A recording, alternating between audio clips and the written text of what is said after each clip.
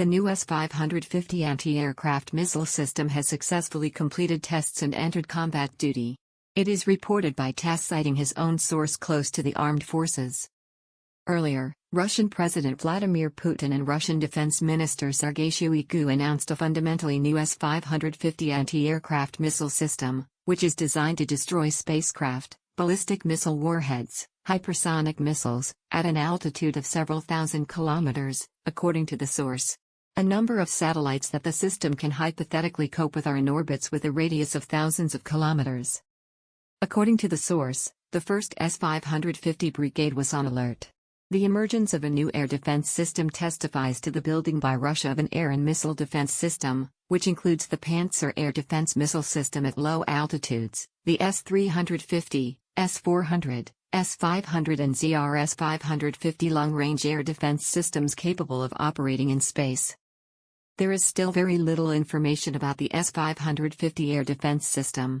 It is known that the air defense system is not a repetition of the Soviet missile defense system, but when creating the S-550, a number of projects that were not implemented at one time were taken into account, which were modernized taking into account the requirements and challenges of our time.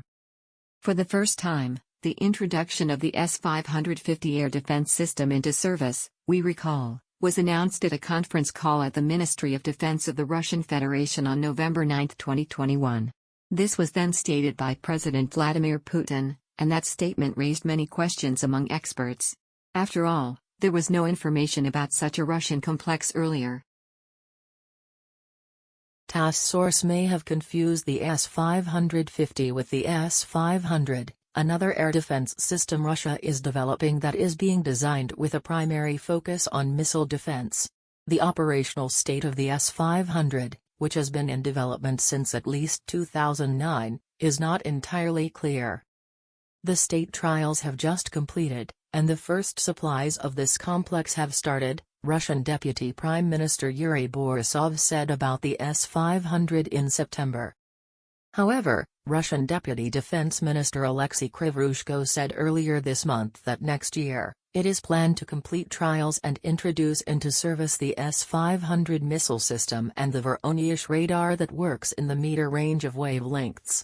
It is unclear if Krivorushko was only referring to state trials dealing with the combination of the S-500 and Voronezh radar or if he was contradicting Borisov's earlier remarks. He had previously said that deliveries of this system would not begin until 2025.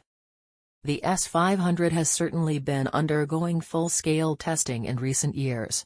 RIA Novosti's story today was mainly focused on a reported test of this system on a range in the Arctic that resulted in the shooting down of an unspecified hypersonic target. It is worth noting, if this report is accurate, that this doesn't mean the S-500 has demonstrated an ability to engage something like a highly maneuverable